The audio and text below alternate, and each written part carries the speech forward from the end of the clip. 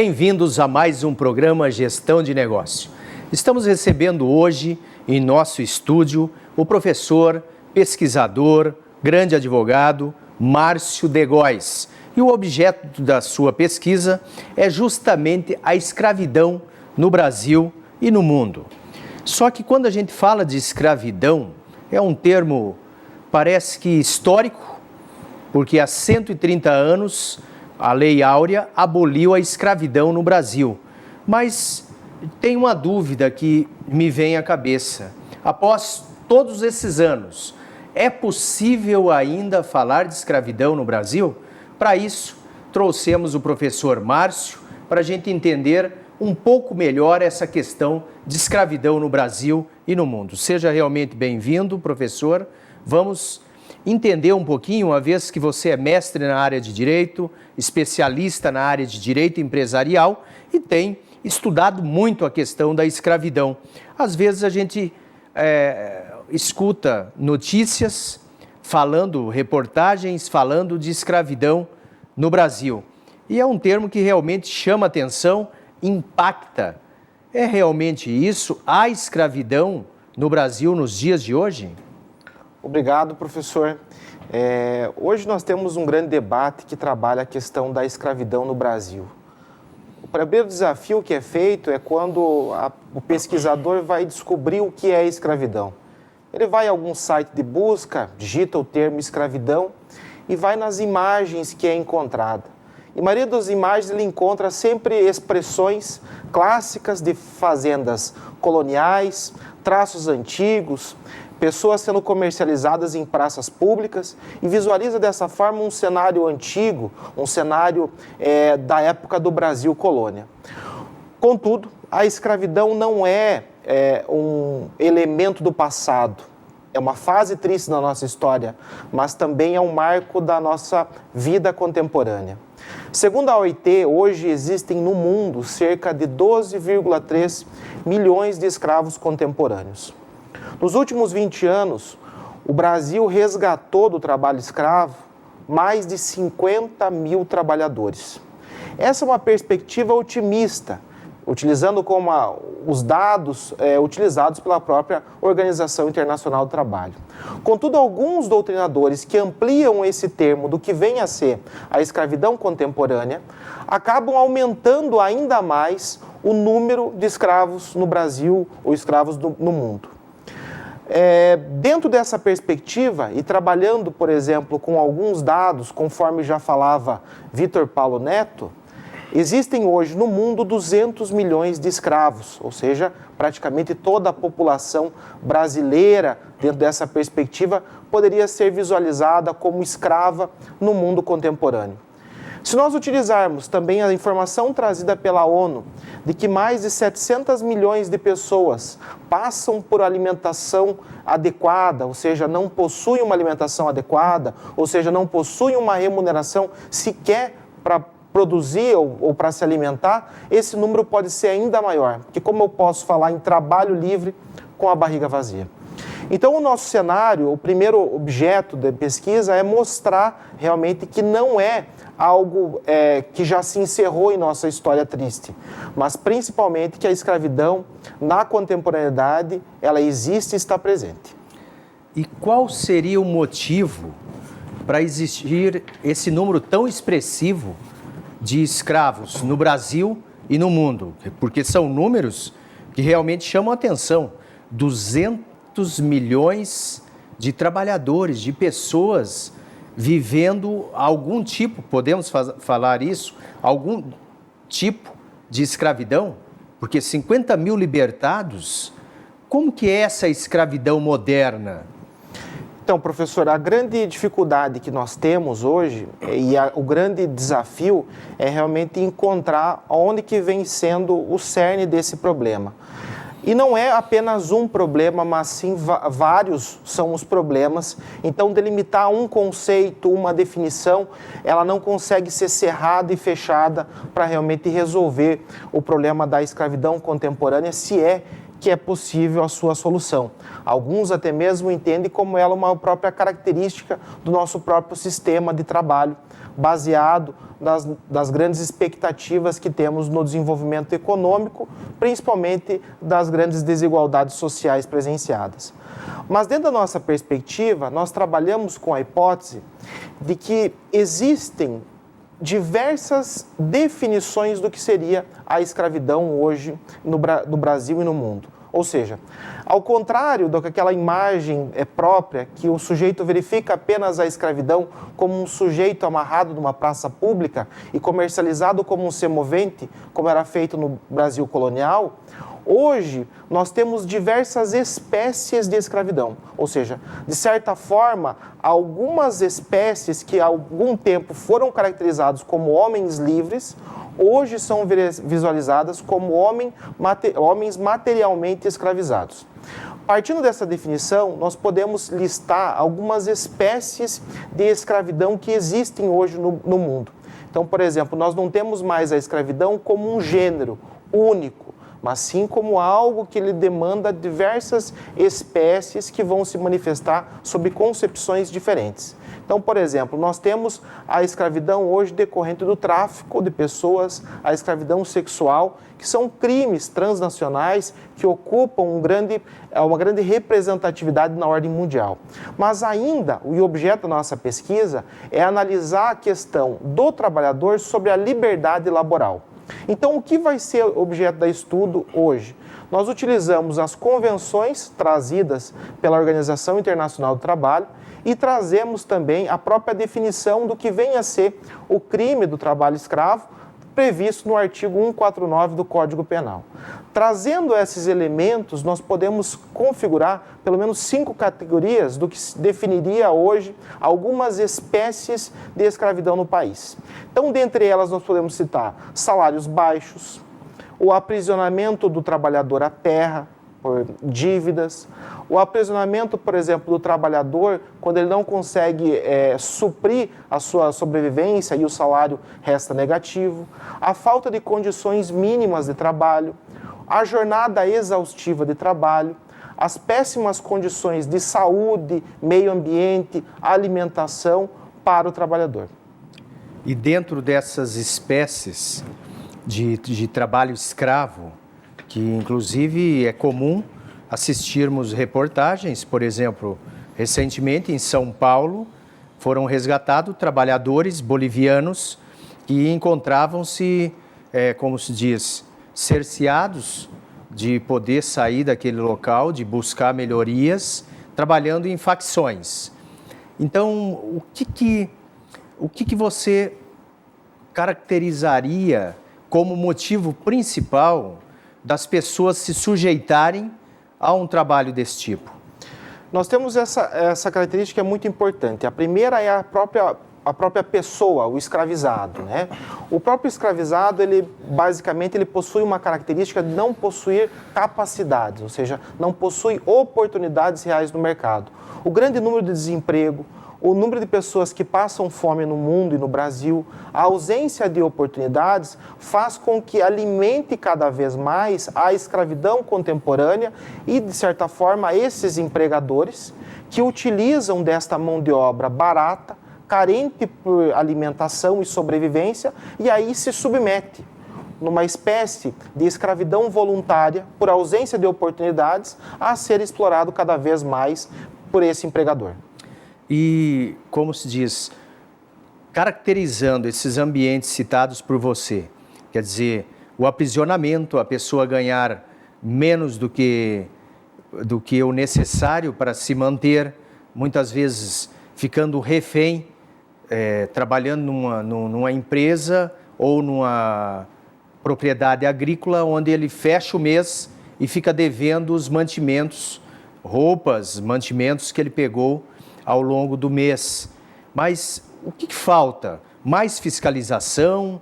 O Ministério Público do Trabalho se empenhar mais? Ou faltam fiscais? Falta conscientização? Ou podemos dizer que é uma característica de empresários pensando pura e simplesmente no lucro, a qualquer custo, a qualquer preço? Seria isso?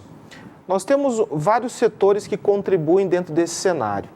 A respeito desse tipo de empresário, esse tipo de empregador que acaba, de certa forma, utilizando e empregando a mão de obra escrava, ele verifica o quê? Na necessidade do escravo contemporâneo, o escravo assalariado, uma oportunidade para ele gerir sua atividade com lucro a qualquer custo. Então, por exemplo, nós temos uma teoria da anomia, que ela é estudada em criminologia, que ela trabalha com a hipótese de que as pessoas, ou algumas pessoas, não visualizam representatividade na norma jurídica. Então, por exemplo, se eu tenho um empregador que utiliza a mão de obra escrava, ele não visualiza na legislação trabalhista, nos direitos sociais, no 13º, nas férias, nas contribuições previdenciárias, direitos realmente ou deveres para obter e realmente trabalhar no processo de acumulação de riqueza e no processo de circulação de riqueza. Ele faz a sua atividade criando um estado de normas próprias, leis próprias e, de certa forma, combate com o Estado de Direito, criando suas próprias leis e empregando esses trabalhadores que fazem uso cada vez mais dessa necessidade de submeter esse modelo de trabalho. Bem, professor Márcio, podemos então dizer que capitalismo desenvolvido, país desenvolvido e país subdesenvolvido ou em desenvolvimento, há uma relação com a escravidão? Quer dizer, o país quanto mais pobre, mais propenso à escravidão, a essa escravidão contemporânea, ou não? Se a gente pegar como exemplo, tráfico de órgãos, tráfico de pessoas, por exemplo, usando pessoas para o sexo, podemos trabalhar nessa forma, que independe da classe social, independe do nível de desenvolvimento do país? Então, professor, a respeito dessa relação que envolve capitalismo e escravidão, nós temos vários autores que já debateram esse tema. Dentre eles eu posso destacar o Eric Williams, o próprio Fernando Henrique Cardoso, como o professor citou, e Jacó Gorender, Clóvis Moura, Décio Sais, que todos eles, naquele momento de transição entre o Brasil colônia e o Brasil, de certa forma, que acabava abolindo com a escravidão, começaram a trabalhar a compatibilidade ou não entre os regimes da escravidão e o capitalismo. Fernando Henrique começava a falar que a escravidão seria um modelo de um capitalismo desregulamentado. O que nós devemos, em primeiro lugar, observar é que os elementos trazidos no escravo colonial eram elementos ligados ao direito de propriedade. Ou seja, o escravo, durante a época da colônia, ele tinha um custo muito alto. O que quer dizer isso? Durante todo o momento em que o escravo estava à disposição do seu senhor, ele não estava produzindo 100%. Então, nós temos o escravo colonial que, durante um período, ele estaria doente, estaria dormindo, e esse período, ele não estaria trazendo lucros para o seu proprietário. Com o capitalismo, com a mudança do trabalhador visto como propriedade durante a escravidão e criando o trabalhador formalmente livre e passando a criação da forma de remuneração pelo salário, eu tenho o trabalhador que ele está parte do tempo à disposição do empregador sendo remunerado. E essa outra grande parte é o lucro que se obtém com essa matéria-prima, se obtém com esse mecanismo de trabalho. Contudo, dentro dessa relação foi feito vários estudos, até mesmo estudos na área de contabilidade de custos, como elaborado por Conrad Meyer, que provaram que o trabalhador formalmente livre, o trabalhador livre, ele custaria menos ao empregador do que a relação que possuía o escravo com o seu proprietário, com o seu senhor na época colonial. Então demonstrava, aquele primeiro momento, que capitalismo e escravidão seriam regimes totalmente antagônicos. E essa foi a tese pela qual o Fernando Henrique sofreu várias críticas também nesse sentido, e também foi a grande passagem que observou o Jacó Gorender. Contudo, ao longo do tempo, e desenvolvendo esse trabalho em torno da incompatibilidade entre o capitalismo e a escravidão, surge agora, na escravidão contemporânea, verificar a compatibilidade entre capitalismo ou escravidão, capitalismo e escravidão. principalmente em virtude de que a escravidão não é um gênero, que eu tenho apenas um modelo, mas um gênero que se manifesta sobre várias espécies. E dentre algumas espécies, eu consigo verificar uma relação umbilical com o capitalismo, lembrando que a definição trazida tanto pela OIT quanto pelo Código Penal, somado às características, relembro a forma de como o trabalhador formalmente livre do século XVII e XVIII, durante a Revolução Industrial, era explorado. Durante a Revolução Industrial, nós tínhamos jornadas de 16 horas, trabalho infantil, obrigação a respeito da moradia, nenhuma segurança ao meio ambiente de trabalho, o pagamento de baixos salários e uma população gigantesca disponível a se sujeitar a essas condições de trabalho. A Organização Internacional do Trabalho divulgou recentemente um relatório informando que, um dado preocupante, inclusive, informando de que de cada 4 trabalhadores desempregados, 1 estaria no Brasil. Quer dizer, é um dado muito preocupante, porque o IBGE também divulgou dados informando que o desemprego no Brasil atingiu 12,6%, quase 13 milhões de trabalhadores desempregados, sem emprego. E esse ambiente, inclusive, a OIT caracterizou que seria um ambiente propenso a convulsões sociais. Quer dizer, é preocupante realmente, porque ela está projetando para o ano de 2017 chegarmos a 14% da população economicamente ativa desempregada. Mas, neste ambiente, acaba favorecendo a escravidão contemporânea, esse ambiente, como se diz, injusto, de competição por uma vaga de trabalho, onde muitos, inclusive, se propõem a trabalhar pela metade do preço. Professor, como foi mencionado, até mesmo no caso do exemplo do bolivariano, o exemplo do chinês, o exemplo do estrangeiro que vinha para o Brasil e se sujeitava a diversas condições, a mesma realidade ainda acontece com vários brasileiros que se sujeitam e se, de certa forma, estariam voluntários a submeter essas condições de trabalho por ausência de capacidades, por ausência de oportunidades. E a questão ela é própria da própria lei da oferta e procura. Então, eu tenho uma demanda de escravos contemporâneos disponíveis ao Brasil que se sujeitariam, por ausência de capacidades reais, a qualquer tipo de trabalho, por qualquer tipo de remuneração, em virtude da ausência de outras oportunidades. Então, você pensar hoje em desenvolvimento no Brasil é investir em políticas públicas que aumentem, de certa forma, essas capacidades destas pessoas que estão à procura de oportunidades no mercado e não encontram essa oportunidade de mercado e são, de certa forma, alimentam o senhor do engenho contemporâneo, que verifica ali a oportunidade de gerar a forma mais agressiva e mais imediata de operar o sistema de lucro. Qual que é? É utilizar e remunerar o trabalhador pelo mínimo tempo possível e fazer com que ele trabalhe e desempenhe a sua atividade pelo máximo tempo possível, aí operando, de certa forma, um lucro cada vez maior.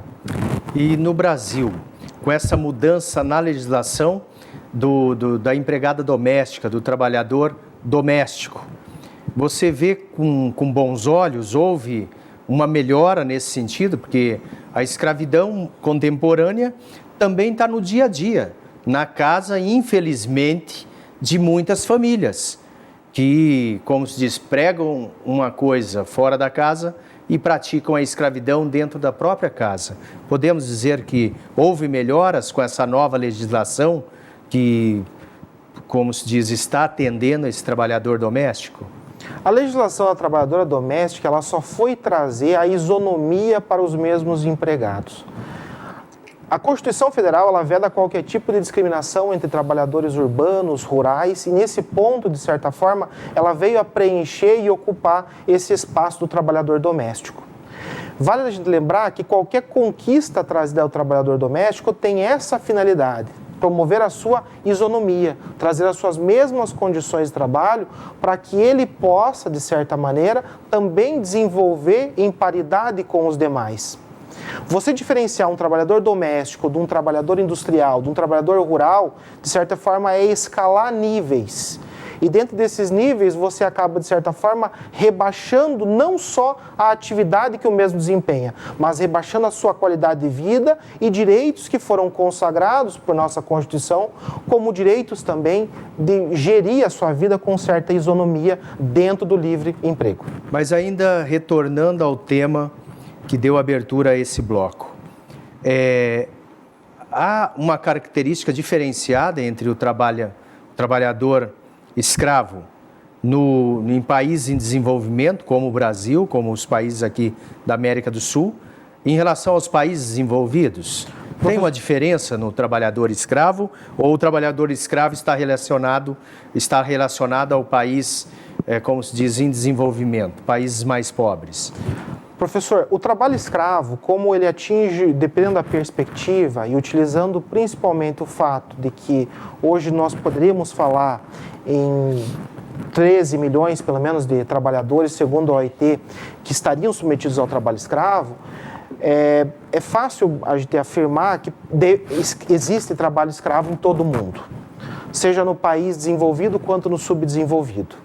Mas dentro da relação abordada, a gente costuma trabalhar a ideia em dividir o globo entre 4 espécies de países: os países centrais, os países periféricos, os países inimigos e os países indiferentes. Os países centrais, que fazem parte desse bloco econômico, eles, de certa forma, são o centro e a destinação da riqueza mundial. Ou seja, faz com que o caminho dos países periféricos direcione tanto as suas atitudes econômicas, os seus interesses militares, os seus interesses estratégicos, todos direcionados àquilo que os países centrais, de certa forma, dominam e compreendem. Dentro desse setor, nós teríamos os países inimigos, né? Trazendo aquela definição do outro, do Carl Schmitt, dentro do político. Ele já falava que o outro, o inimigo, é aquele que eu não concordo, aquele que eu não aceito, de certa forma, também essa relação de dependência. E aí surge essa ideia do diferente. Dentro dessa relação, eu posso identificar que o país inimigo é aquele que não aceita esse processo centro-periferia de dependência. E aí, de certa forma, concorre, seja militarmente, economicamente, socialmente ou ideologicamente, com os países centrais. E aí se torna o país inimigo. É por isso que os países centrais dentro do globo criam os países inimigos. E nós ainda temos os países indiferentes. São países que estão dentro do globo, como a África subsaariana, que aumenta o número de fome no mundo e nós não possuímos, ou os países centrais que dominam esse bloco econômico, não possuem o interesse de visualizar se ali tem ofensa ou não aos direitos humanos. Então, utiliza-se o discurso dos direitos humanos como uma forma de intervenção política, econômica, para que eu possa manter a relação de dependência com os países centrais e, de certa forma, também poder combater com os países que são inimigos. Dentro dessa relação, o que a gente pode verificar, pela determinação do conceito, ampliando o conceito, é possível identificar a escravidão em todo o mundo. Agora, a fiscalização é um processo que ele é direcionado dentro dessa relação econômica entre o discurso dos direitos humanos. Então, não tenho dúvida que chega ao ponto de ser lastimável estarmos, nos dias de hoje, falando e conversando sobre escravidão. Mas é uma conversa necessária para realmente abrir os olhos dos governantes e das pessoas que acabam tendo que se sujeitar a uma escravidão. Ou quem tiver conhecimento, que denuncie, que faça a sua parte, porque é inadmissível, 130 anos depois, a gente continuar discutindo e falando sobre escravidão. Meus sinceros agradecimentos, teríamos muito mais assunto para conversar, para falar sobre escravidão. Mas nosso tempo é curto. Termina aqui nosso programa Gestão de Negócio. Escreva para nós pelo nosso site tv@unipar.br. Encaminhe suas sugestões, suas críticas. Muito obrigado pela audiência.